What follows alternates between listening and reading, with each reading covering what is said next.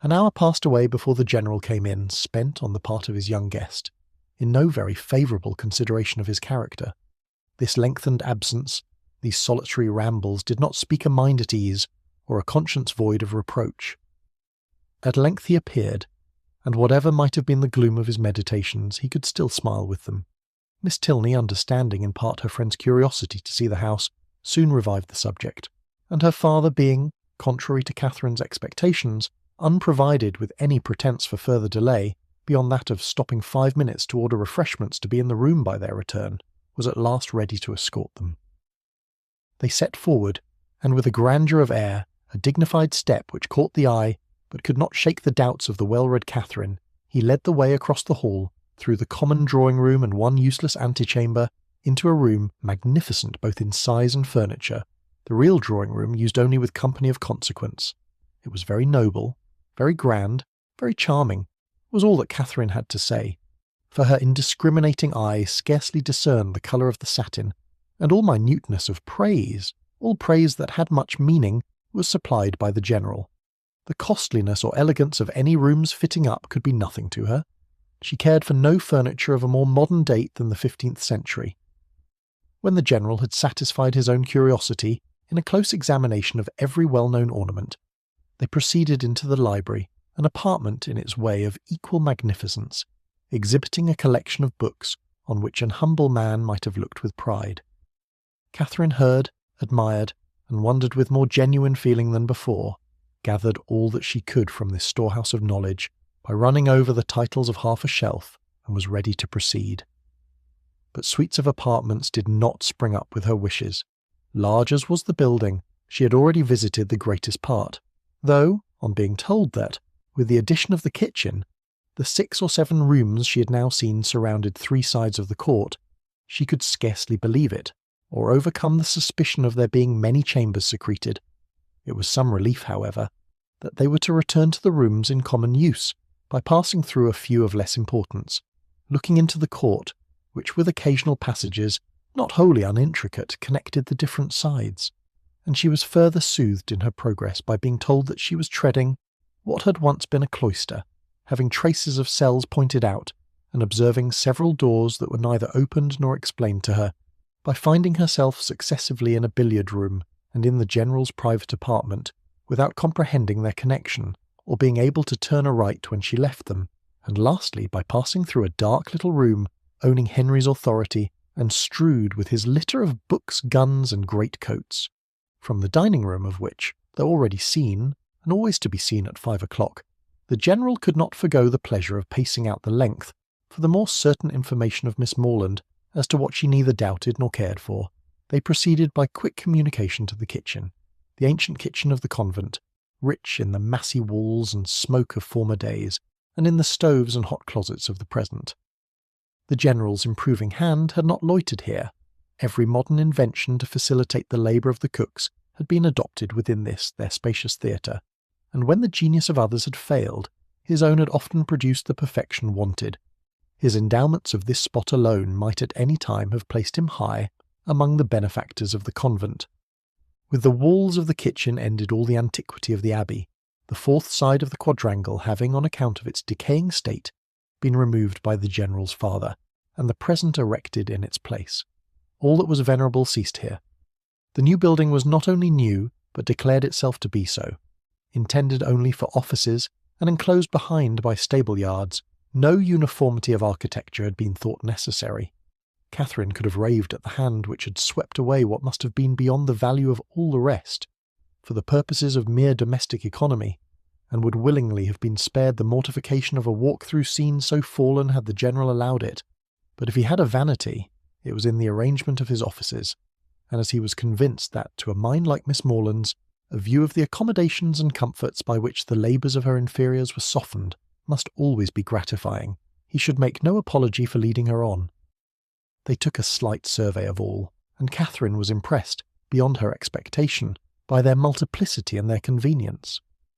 The purposes for which a few shapeless pantries and a comfortless scullery were deemed sufficient at Fullerton were here carried on in appropriate divisions, commodious and roomy. The number of servants continually appearing did not strike her less than the number of their offices.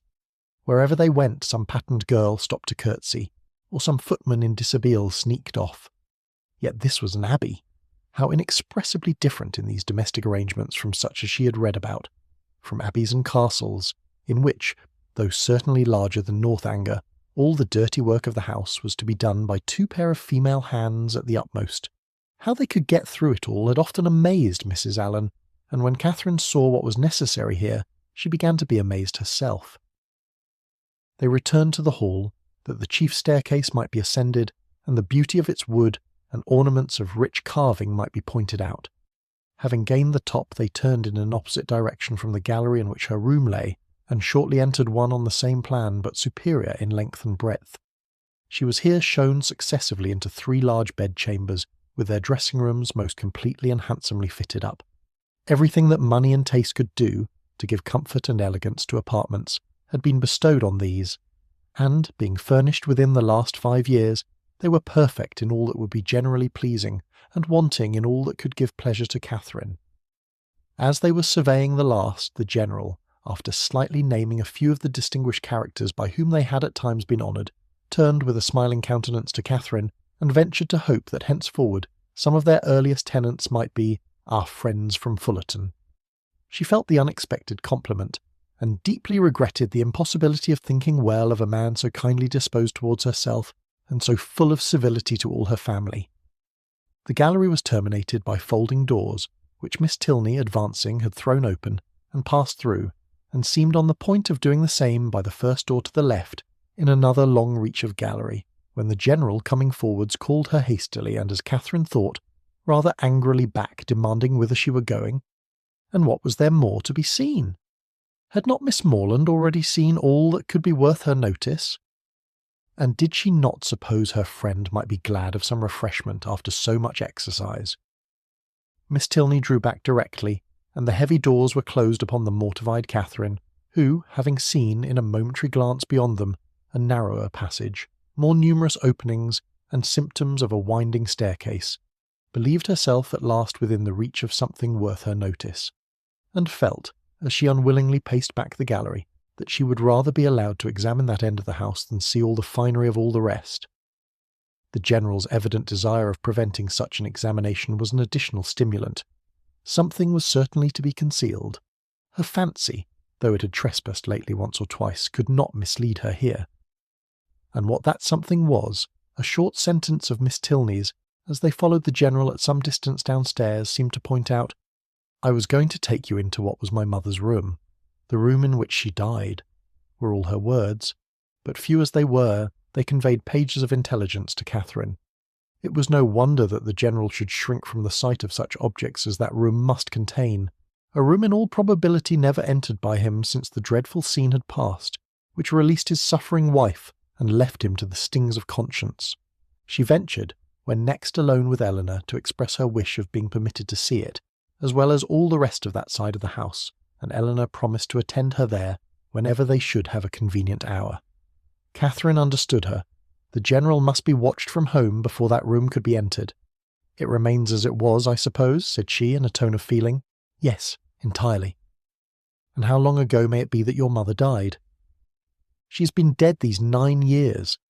And 9 years, Catherine knew, was a trifle of time compared with what generally elapsed after the death of an injured wife, before her room was put to rights. "You were with her, I suppose, to the last?" "No," said Miss Tilney, sighing. "I was unfortunately from home. Her illness was sudden and short, and before I arrived it was all over." Catherine's blood ran cold with the horrid suggestions which naturally sprang from these words. Could it be possible? Could Henry's father? And yet how many were the examples to justify even the blackest suspicions? And when she saw him in the evening, while she worked with her friend, slowly pacing the drawing-room for an hour together in silent thoughtfulness, with downcast eyes and contracted brow, she felt secure from all possibility of wronging him. It was the air and attitude of a Montoni. What could more plainly speak the gloomy workings of a mind not wholly dead to every sense of humanity in its fearful review of past scenes of guilt? Unhappy man! And the anxiousness of her spirits directed her eyes towards his figure so repeatedly as to catch Miss Tilney's notice. "My father," she whispered, "often walks about the room in this way. It is nothing unusual. So much the worse, thought Catherine. Such ill-timed exercise was of a piece with the strange unseasonableness of his morning walks, and boded nothing good. After an evening, the little variety and seeming length of which made her peculiarly sensible of Henry's importance among them, she was heartily glad to be dismissed, though it was a look from the General not designed for her observation which sent his daughter to the bell. When the butler would have lit his master's candle, however, he was forbidden. The latter was not going to retire. "I have many pamphlets to finish," said he to Catherine, "before I can close my eyes, and perhaps may be poring over the affairs of the nation for hours after you are asleep. Can either of us be more meekly employed? My eyes will be blinding for the good of others, and yours preparing by rest for future mischief." But neither the business alleged nor the magnificent compliment could win Catherine from thinking that some very different object must occasion so serious a delay of proper repose. To be kept up for hours, after the family were in bed, by stupid pamphlets was not very likely. There must be some deeper cause. Something was to be done which could be done only while the household slept, and the probability that Mrs. Tilney yet lived, shut up for causes unknown, and receiving from the pitiless hands of her husband a nightly supply of coarse food, was the conclusion which necessarily followed. Shocking as was the idea, it was at least better than a death unfairly hastened, as, in the natural course of things, she must ere long be released. The suddenness of her reputed illness, the absence of her daughter, and probably of her other children at the time, all favoured the supposition of her imprisonment. Its origin, jealousy perhaps, or wanton cruelty, was yet to be unravelled. In revolving these matters while she undressed, it suddenly struck her as not unlikely that she might that morning have passed near the very spot of this unfortunate woman's confinement, might have been within a few paces of the cell in which she languished out her days. For what part of the abbey could be more fitted for the purpose than that which yet bore the traces of monastic division? In the high-arched passage, paved with stone, which already she had trodden with peculiar awe, she well remembered the doors of which the General had given no account. To what might not those doors lead? In support of the plausibility of this conjecture, it further occurred to her that the forbidden gallery, in which lay the apartments of the unfortunate Mrs. Tilney, must be, as certainly as her memory could guide her, exactly over this suspected range of cells, and the staircase by the side of those apartments of which she had caught a transient glimpse, communicating by some secret means with those cells, might well have favoured the barbarous proceedings of her husband. Down that staircase she had perhaps been conveyed in a state of well-prepared insensibility. Catherine sometimes started at the boldness of her own surmises, and sometimes hoped or feared that she had gone too far, but they were supported by such appearances as made their dismissal impossible.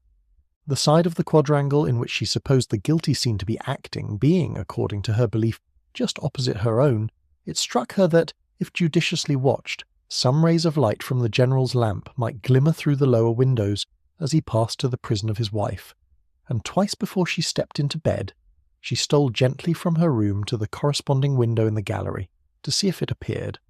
But all abroad was dark, and it must yet be too early. The various ascending noises convinced her that the servants must still be up. Till midnight she supposed it would be in vain to watch, but then, when the clock had struck 12 and all was quiet, she would, if not quite appalled by darkness, steal out and look once more. The clock struck 12, and Catherine had been half an hour asleep,